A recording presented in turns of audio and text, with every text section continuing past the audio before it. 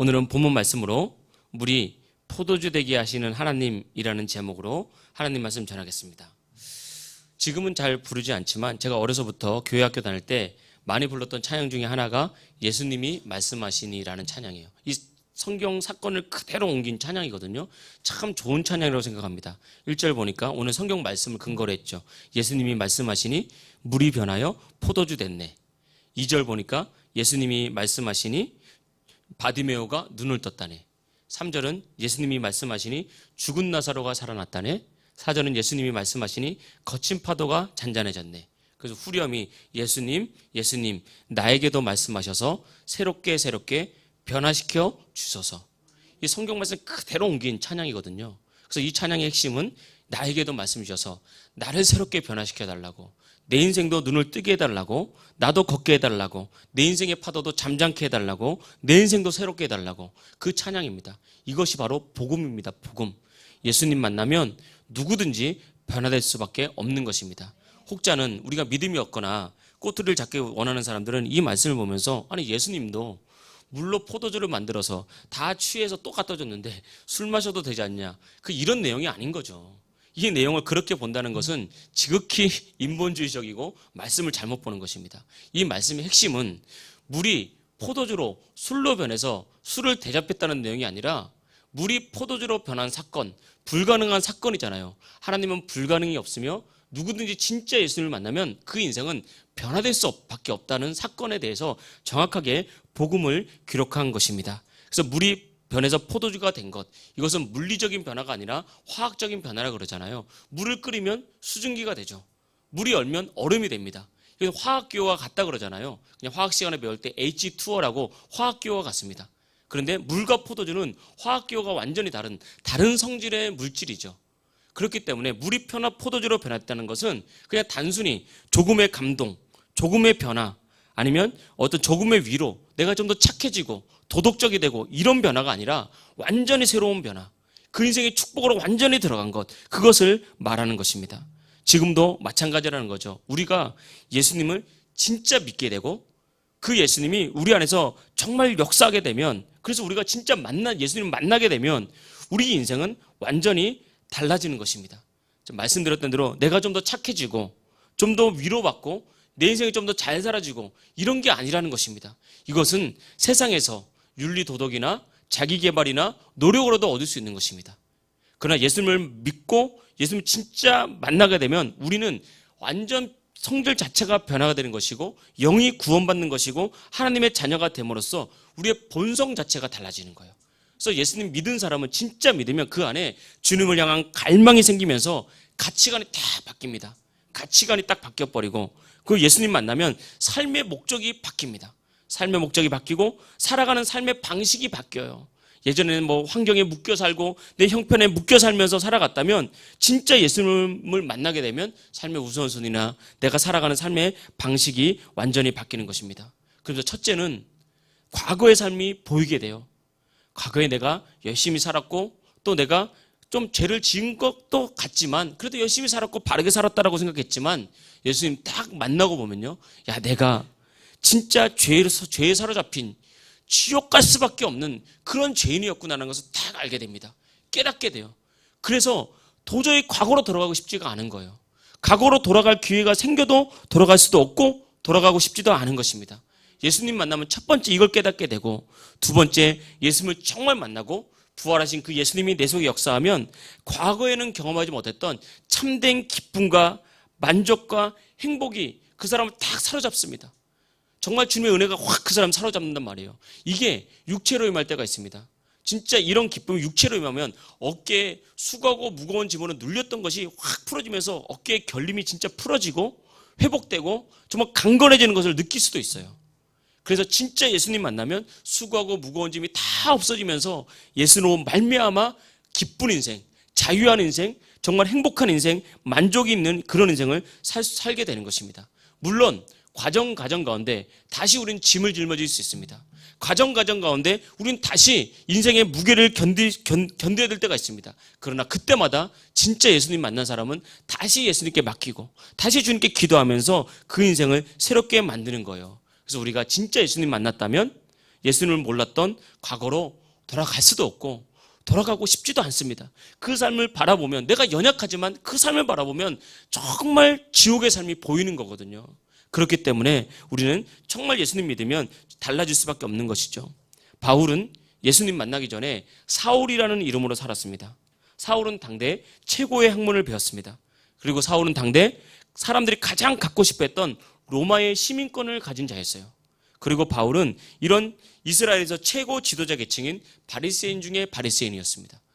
그래서 태어날 때부터 금수저, 다이아몬드 수저라 그러죠. 이런 사람으로 태어나면서 젊은 나이부터 승승장구하는 그런 인생을 살았습니다. 권력을 가지고, 명예를 가지고, 돈을 가지고 부족함이 없는 그런 인생이었습니다.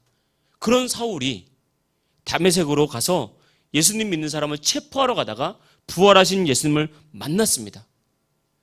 그런 사울이, 모든 것을 가졌던 사울이 지금 우리를 만나면 이렇게 된다면 뭐가 부족하겠습니까? 돈 있죠, 권력 있죠, 명예 있죠, 지식 있죠, 내 삶은 내가 추구해 가죠. 사울은 나는 행복해, 나는 부족함이 없어, 내가 조금 실수도 있을지 몰라도 나는 행복한 인생을 살고 있어. 본인 스스로는 그렇게 믿고 살았다고요. 그리고 다른 사람이 봐도 야, 저 정도면 행복하다라고 생각하고 살았다고요. 그런데 예수님을 만나보니까 어땠습니까? 예수님을 만나보니까 첫 번째 사건, 말에서 떨어졌고, 예수님 만난 다음에 그 눈이 어두워져고 보이지 않았잖아요. 이건 말하면 이 사울의 영적인 상태를 말하고 있었던 거예요. 사실은 잘 나가고 말을 타고 있는 것 같지만 사실은 땅바닥에 떨어진 인생, 보고 있는 것 같지만 사실은 볼 수 없는 인생을 말하는 거예요. 사울은 원래 그런 인생 살았습니다. 믿지 않는 사람들은 성공하고 행복한 것 같고 명예도 갖고 물질도 가진 것 같고 내 나름대로 열심히 살아가는 것 같지만 영적인 빛이 쫙 비춰보면 사실은 땅바닥을 기는 인생, 눈이 가려진 인생, 아무것도 아닌 인생이라는 거예요, 영적으로. 그런데 제자 아나니아가 딱 안수했을 때 눈이 허물이 딱 벗겨지면서 사울이 인생이 바뀌었지 않습니까? 원래 사울은 그 이후로 바울로 이름을 바꿨어요. 사울이라는 이름의 뜻, 사울은 큰 자라는 뜻입니다. 바울은 작은 자라는 뜻이에요. 근데 왜 이 이름을 바꿨습니까? 사울이 예수님을 모를 때는 스스로 모든 것을 가진 큰 자다라고 생각했어요. 나는 문제가 없다, 행복하다, 잘할 수 있다라고 생각했습니다. 근데 예수님 만나보니까 눈이 열리니까 깨달아지는 거죠. 아, 나는 세상에서 가장 초라한 자였구나. 나는 정말 죄인이었고 죄인 중에 괴수였구나. 이 죄의 몸에서 아무도 나를 건져낼 자가 없는 거구나. 저 예수님이 진짜 구원자였구나. 내가 예수님 믿는 자를 핍박하고 예수님을 핍박했던 것이 너무나 내가 어리석은 모습이었구나 라는 것을 깨달은 거예요. 자신이 핍박자였고 지옥으로 달려가는 어리석은 자였다는 것을 깨달았던 거예요. 이게 비치면 다 이렇게 됩니다. 어떤 누구도, 어떤 사람이라도, 어떤 성공한 사람이라도, 어떤 행복해 보이는 사람이라도 진짜 은혜가 임하고 예수를 만나면 무조건 이런 고백을 하게 되어 있는 것입니다. 그러면서 바울이 빌립보서 3장 7절에서 9절까지 이런 고백을 했습니다. 화면을 한번 보겠습니다. 그러나 무엇이든지 내게 유익하던 것을 내가 그리스도를 위하여 다 해로 여길 뿐더러 또한 모든 것을 해로 여김은 내 주 그리스도 예수를 아는 지식이 가장 고상하기 때문이라.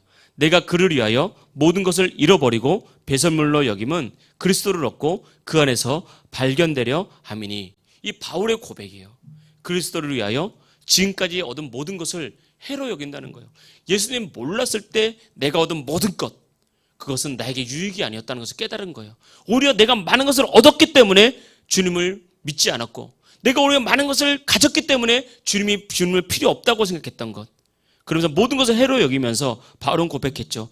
그리스도 예수를 아는 지식이 가장 고상하다. 그래서 내가 지금까지 얻은 모든 것은 배설물로 내가 여기고 버리겠다. 그리고 예수님께 발견되겠다라는 고백을 한 것입니다. 예수를 아는 지식, 이것이 바로 영적인 지식이에요. 우리가 성경을 읽어서 머리로 아는 지식을 말하는 것이 아닙니다. 어떤 스님은 성경을 10번이나 읽었대요. 여러분, 우리 중에 성경 10번 읽은 사람 적을걸요? 그 얼마나 성경을 많이 알겠습니까? 어찌 보면 우리보다 더 많이 할 수 있어요. 근데 그 지식이 아닙니다. 여기서 말하는 지식은 지식적인 인간의 뇌로 말하는 지식이 아니라 이 지식이 우리의 가슴에서 역사해서 우리의 마음을 움직이는 진짜 살아있는 계시 지식, 주님을 만난 지식을 말하는 거예요. 이 계시 지식이 있어야 됩니다. 많은 그리스도인들이 주님을 만났다고 착각을 하면서 살아가는 거예요. 내가 구원받았다고 착각하면서 살아가는 많은 그리스도인은 있을 수 있다 이것입니다. 근데 내가 진짜 구원받은지 어떻게 합니까? 우리 안에 이런 마음이 있는지 살펴보면 됩니다. 내가 진짜 다 버리지 못했을지라도, 내가 연약해서 완전히 바울처럼 이런 모든 것을 배설물로 다 버리지 못했을지라도, 내가 정말 이런 모든 것들은 하나님 안에서는 진짜 작은 것인데, 내가 하나님을 얻어야 되는데, 그 영적인 갈망을 가지고 하나님께 나가는 그 사람은 구원받은 사람인데, 그러나 우리가 왜 예수님을 믿고도 우리 삶에 변화가 없습니까? 왜 예수님을 믿고도 나는 우리 삶에 여전히 주님의 축복이 나타나지 않고 내 삶에 변화가 나타나지 않고, 왜 예수님을 믿었는데도 영적인 갈망이 없습니까? 어찌 보면 아직 구원받지 못했을 수도 있습니다. 지식으로만 알고 이 지식이 우리의 심령 가운데 역사하는 살아있는 어떤 계시가 되지 않았을 수도 있는 거예요. 그래서 많은 사람들이 믿지만 고통당하고, 믿지만 방황하고, 믿지만 여전히 변화를 경험하지 못하는 중요한 이유가 될 수 있는 것입니다.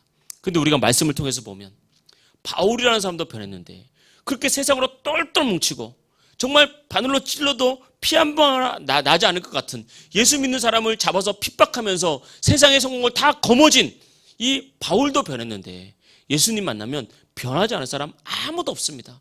하나님 우리 사랑하셔서 정말 마음을 열기만 하면 그 예수님 만나주시고 그 은혜 가운데 여러분을 살려내십니다.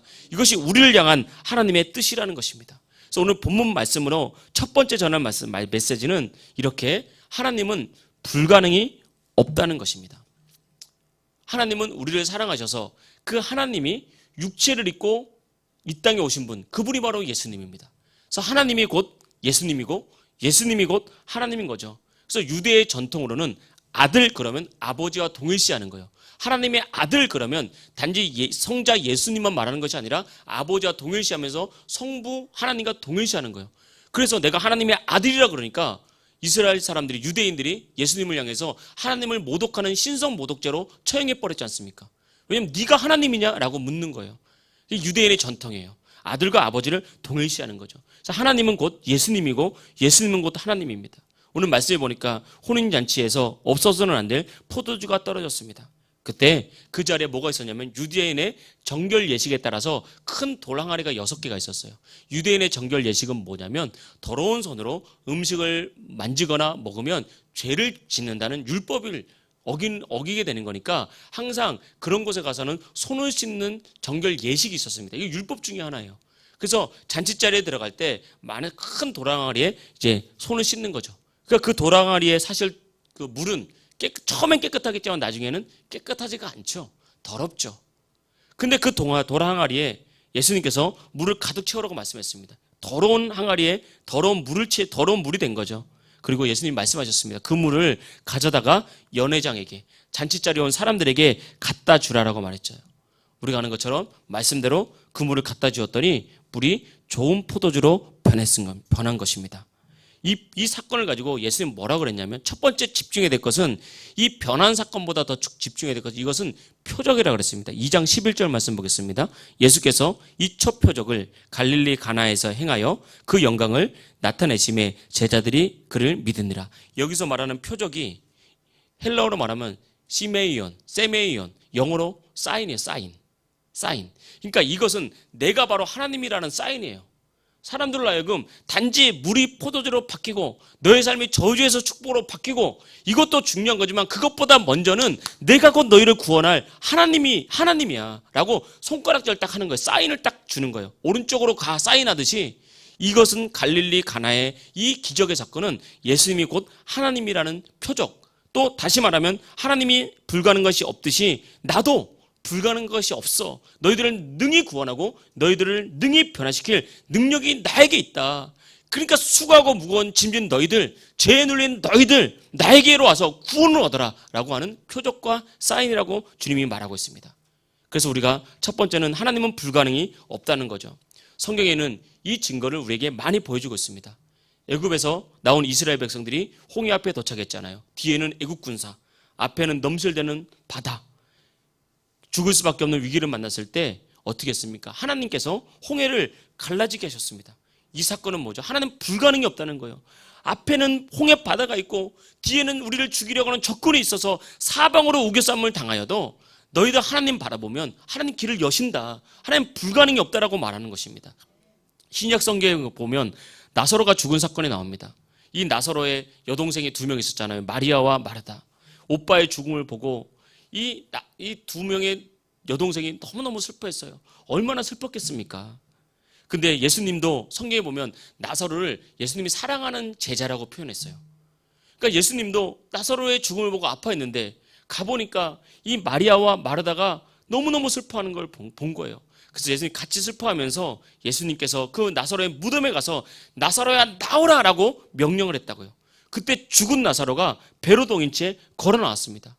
이것은 뭘 말하는 거예요? 이것도 표적이에요, 표적. 왜 죽은 나사로를 살리면요 또 죽습니다. 시간 가면 안 죽습니까? 그래서 여러분 우리가 생명이 연장되는 거 이것도 하나님의 기적이고 은혜고 중요한 거지만 어차피 사람은 죽게 되어 있어요. 이것은 뭘 말하는 거냐면 내가 곧 하나님인데 나에게도 불가능한 것이 없다. 너희들 내게로 나와야 된다. 나 믿고 구원받아야 된다. 나를 믿어야 제사함 얻을 수 있다. 죽음마저 이기는 능력이 나에게 있다는 것을 가르쳐주는 것입니다. 우리도 예수님 믿을 때 이 사인을 봐야 되는 거예요. 여러분 우리는 이 땅을 살아가면서 예수님 믿는다 할지라도 때로 가난을 만날 때가 있습니다. 상처를 만날 때가 있습니다. 아픔을 만날 때가 있고 실패를 만날 때가 있고 질병을 만날 때가 있어요. 그때 우리가 바라봐야 될 것이 무엇이냐면 다른 무엇보다 거기서 질병에서 치유받는 것도 중요하고 물질을 얻는 것도 중요하고 복받는 것도 중요한데 하나님이 예수님이 나의 구원자다. 나를 구원하여 제사 먹게 하고 천국 가게 한다. 이걸 제일 먼저 봐야 돼요. 천국 소망을 제일 먼저 봐야 됩니다. 그 다음에 우린 또 봐야 됩니다. 하나님 불가능이 없으니까 하나님 전능하시니까 지금도 살아 역사하시니까 하나님 나를 지키실 거야. 하나님 나를 인도하실 거야. 다시 되게 하실 거야. 이까지 나가야 되는 거예요. 그래서 여러분 항상 우리가 신앙생활 할 때 하나님의 불가능이 없으심, 전능하심을 잊지 마십시오. 저도 목회를 하다 보니까 저도 사람이잖아요. 말씀을 전하고 하는데 막상 문제가 다가오면 염려할 때가 참 많습니다. 나도 몰랐는데 염려하고 있어요. 뒤돌아보니까. 말씀 묵상하다 보니까 설교를 준비하다 보니까 내가 이거 염려하고 있었구나. 내가 미쳐 염려가 너무 습관이 되다 보니까 염려한지도 몰랐구나. 설교하는 나는 진짜 하나님께 맡기고 그분의 전능하심 믿고 있는가 라고 묵상하다 보면 그래 하나님 전능하시지. 내가 그분을 믿고 있는 거지. 다시 한번 하나님의 살아계신가 전능하심을 묵상하게 되는 것입니다. 여러분 이 땅을 살아갈 때 정말 예수님이 구원자라는 사실을 믿고 여러분 삶의 문제를 주님께 맡기십시오. 여러분의 미래를 주님께 맡기시고 온전하신 전능하신 하나님 믿고 그분 따라가면 그분이 우리의 인생 책임지시고 가장 좋은 길로 인도하시지 믿습니다. 두 번째 말씀드리고 싶은 마지막은 우리가 본문 말씀을 통해서 우리가 이 전능하신 하나님을 누리기 위해서 필요한 것은 믿음이라는 거예요. 믿음으로 살자는 것입니다. 왜 하나님이 직접 역사하시면 되는데 왜 우리에게 믿음을 요구하시죠? 예수님이 전능하시잖아요. 그러면 그냥 물 떠넣지 말고 그냥 여기에 빈 항아리, 포도주 항아리가 다 비었을 거 아니에요. 거기 포도주를 가득 만들면 되잖아요. 말씀 한마디면 만들 수 있으니까. 근데 예수님은 그렇게 하지 않았습니다. 물을 채우라 그러고 그 물을 갖다 주라 그랬어요. 그러면서 그 하인들에게 믿음을 요구하셨습니다. 왜냐하면 하나님이 일하시는 방법이에요. 하나님이 직접 역사할 수 있지만 지금 하나님은 사람을 통해서 일하십니다. 저와 여러분들 통해서 일하시기를 기뻐하시는 것이 바로 하나님이에요. 그래서 하나님이 그렇게 일하시기 위해서 우리에게 필요한 것이 하나가 있다면 그것은 바로 믿음이라는 거예요. 믿음. 그래서 믿음 있는 사람을 통해서 하나님께서는 일하십니다. 이미 말씀드렸던 것처럼 우리가 신앙생활 할 때 우리가 아는 것과 믿는 것은 다르다는 것입니다. 알지만 믿지 못하면 얻을 수 없고 알지만 믿지 못하면 말씀대로 행할 수가 없습니다. 이것이 성경이 말하는 바예요. 그래서 우리가 하나님은 불가능이 없다, 전능하시다라는 설교를 듣고 우리가 그 지식으로 알고 있어요. 이것도 알고 있어야 됩니다. 하나님은 전능하시다라는 영적인 지식이 있어야죠. 말씀에 대한. 그런데 이것 아는 것도 중요하지만 이 머릿속에 있는 지식이 가슴으로 내려가고 우리의 심령으로 내려가야 이 말씀이 역사하는 거예요. 머릿속에 있는 지식은 감동하지 않습니다. 살다 보면요. 부모님이 나를 사랑하는구나라는 것을 알아요. 그거 모르는 사람 누가 있습니까? 아주 특별한 경우가 아니고서는. 그런데 그게 지식으로 있을 때하고 가슴으로 내려올 때는 부모님을 생각하는 모습이 틀려요. 그렇지 않습니까? 이제 가정의 달이잖아요. 그럼 부모님, 자녀들, 배우자 생각하잖아요. 우리가 살다 보면 우리 배우자가 특별히 한국적인 상황에서 아내들이 얼마나 애를 씁니까? 아내가 수고하고 애쓴다는 사실을 지식으로 알고 고마워해요. 그런데 이게 진짜 가슴으로 딱 내려오잖아요. 그러면 아내를 향한 마음이 달라집니다. 아내가 나를 통해서 정말 아내가 행복했으면 좋겠다 라는 마음이 탁 바뀌어버려요. 그래서 우리의 머릿속에 있는 지식은 항상 가슴으로 내려와야 그것이 역사가 되고 일이 나타나게 되는 거예요. 이 영적인 지식도 마찬가지입니다. 하나님이 불가능한 것을 아는 이 말씀에 대한 지식이 일단은 필요하고요. 그 지식이 우리의 머리에서 가슴으로 내려와서 내가 믿을 때 그 믿음의 결과로 얻을 수가 있게 되는 것입니다. 이게 중요한 거예요. 왜 사랑이 아니고 믿음이겠습니까? 세상은요, 사랑을 더 중요하게 생각합니다. 왜 근데 사랑이 아니고 믿음입니까? 왜 하나님 믿음대로 역사하는 거죠? 믿음에는 사람의 공로가 들어가지 않는 거예요. 사랑이라고 해서 내가 자꾸 뭐를 했다는 공로가 들어가요. 내가 너를 섬겼다. 내가 너를 희생했다. 이게 사랑이다라고 자꾸 우리의 행위가 들어가요. 그렇기 때문에 그럼 인간의 행위가 드러나기 시작하는 거예요. 근데 믿음은 인간은 죄로입니다. 하나님이 하는 거 난 믿었을 뿐인데, 나는 그냥 말씀대로 했을 뿐인데 하나님께서 행하시는 거예요. 그래서 우리가 믿음으로 구원받는 거지 사랑으로 구원받는 것이 아니고 선행으로 구원받는 것이 아니고 인간의 노력으로 구원받는 것이 아니라는 거예요. 그래서 하나님은 오직 믿음을 갖고 있는 사람을 통해서 일하기를 원하세요. 그에게 능력이 줘서 우리가 그에게 능력을 줘서 믿음으로 행하는 것 자체도 하나님께서 능력을 공급해 주신다는 말입니다. 내 능력으로 하면 무너집니다. 쓰러집니다. 좀 가다가 지치게 되는 거죠. 그래서 이 믿음을 가진 사람을 통해서 하나님께서 일하시는데 이 믿음 가진 사람의 특징이 하나님을 신뢰하는 거예요. 하나님을 신뢰하는 것. 우리가 많은 비유를 하잖아요. 아이들이 어렸을 때 요런 데 세워놓고 아빠가 뛰어내려 그러면요. 여기서 보면 밑에서 보면 아무것도 아니지만 요 올라가서 또 위에서 보면 무섭거든요, 이게. 그럼 애들이 무서워서 잘 못 뛰어내려요. 그런데 희미하게라도 아빠를 믿으면요. 그거 이렇게 안겨서 뛰어내립니다. 믿기 때문에. 근데 절대 믿지 못하면 뛰어내릴 수가 없는 거죠. 믿음은 마치 이와 마찬가지입니다. 우리의 인생 끝에 벼랑에 설 때가 있잖아요. 아픔에 설 때가 있잖아요. 이제는 내 힘으로는 이제 안 되겠구나라고 설 때가 있습니다. 그때 하나님 보이지 않는 영이시잖아요. 하나님 우리에게 말씀하십니다. 실망하지 말아라. 낙심하지 말아라. 네가 뛰어내려라. 힘들고 어려워도 나 믿고 믿은 대로 뛰어내려.